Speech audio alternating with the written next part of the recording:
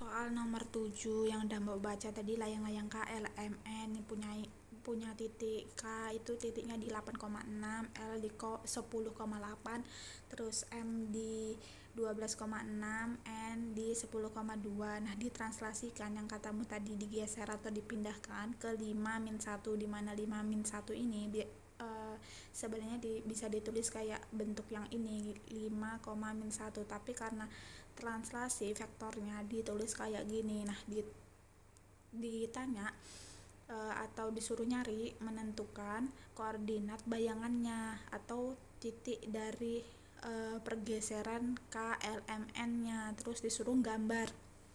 Nah, si 5,-1 ini kita misalkan X, Y, atau misalnya A sama B. Nah, si 5 ini punyanya si A, terus min 1 ini punyanya si B.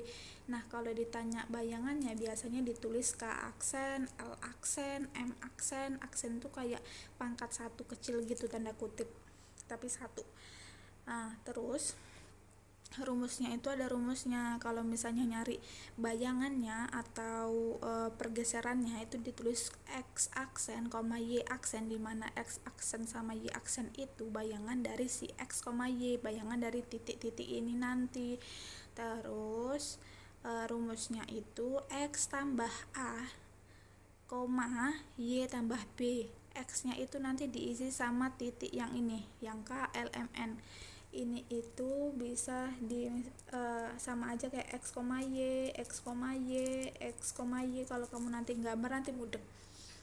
Habis itu A sama B nya tadi yang dari sini, 5 nya itu A, min 1 nya itu B. Masukin aja.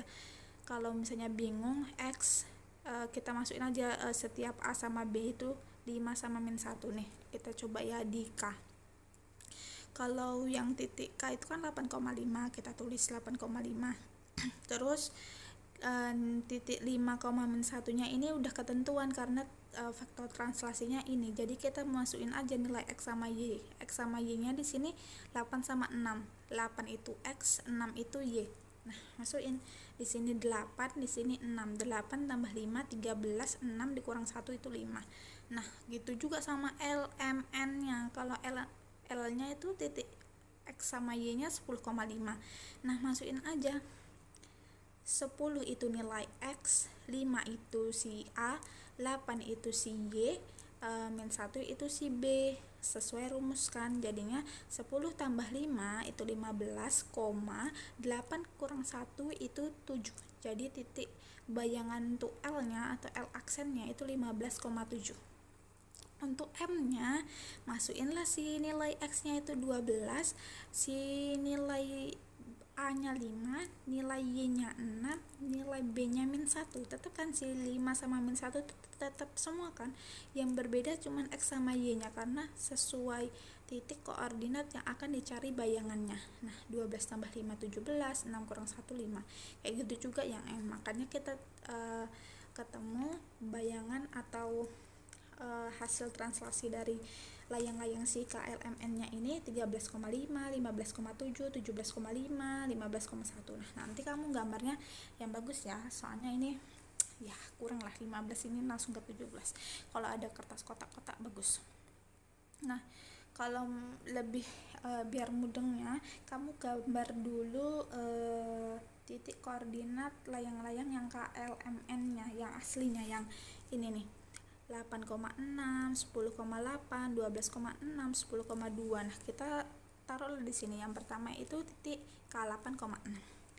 Kita cari K itu, kamu tahu kan kalau koordinat itu sebenarnya gini, kayak pokoknya gini lah koordinat. Nah, dah. Yang ini itu X, yang tidur itu X, yang berdiri itu Y nih. Ini Y, ini X. Yang berdiri itu Y, yang tidur itu X. Udah. Titik K itu 8,6.